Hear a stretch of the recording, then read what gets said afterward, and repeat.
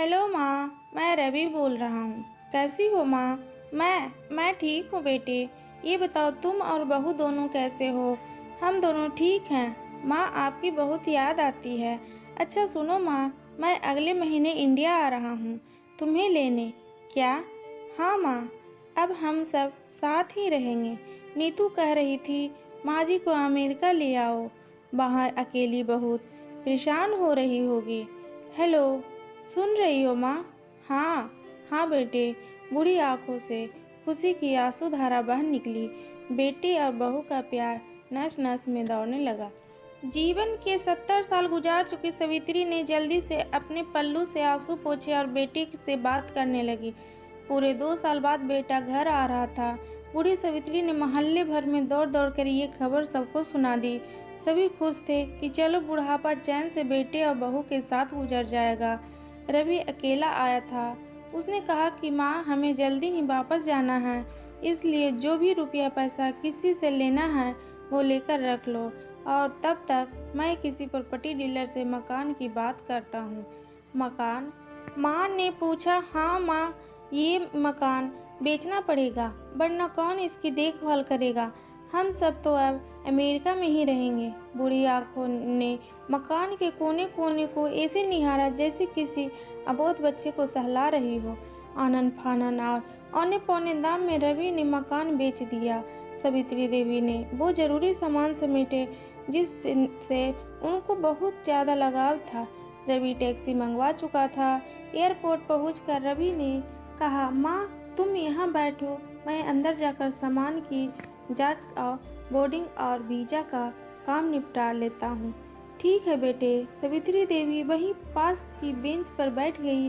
काफ़ी समय बीत चुका था। बाहर बैठी सवित्री देवी बार बार उस दरवाजे की तरफ देख रही थी जिसमें रवि गया था, लेकिन अभी तक बाहर नहीं आया। शायद अंदर बहुत भीड़ होगी सोचकर बूढ़ी आंखें फिर से टक की आवाज़ लगाने लगती। अंधेरा हो चुका था। एयरपोर्ट के बाहर गहमागहमी कम हो चुकी थी। माँ जी, किस से मिलना है? एक कर्मचारी ने वृद्ध से पूछा। मेरा बेटा अंदर गया था टिकट लेने, वो मुझे अमेरिका लेकर जा रहा है, सवित्री देवी ने घबराकर कहा। लेकिन अंदर तो कोई पैसेंजर नहीं है। अमेरिका जाने वाली फ्लाइट तो दोपहर में ही चली गई है। क्या नाम था आपके बेटी का? कर्मचारी ने सवाल किया। रवि। सावित्री के चेहरे पर चिंता की लकीरें उभर आई। कर्मचारी अंदर गया और कुछ देर बाद बाहर आकर बोला, माँ जी, आपका बेटा रवि तो अमेरिका जाने वाली फ्लाइट से कब का जा चुका। क्या? वृद्ध की आंखों से आंसुओं का सैलाब फूट पड़ा।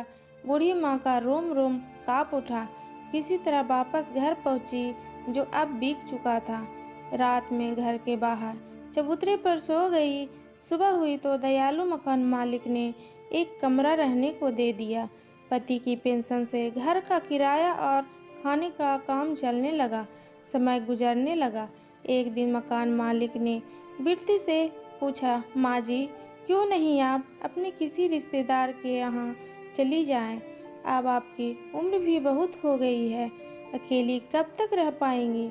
हाँ, चली तो जाऊं, लेकिन कल को मेरा बेटा आया तो यहाँ फिर कौन उसका ख्याल रखेगा?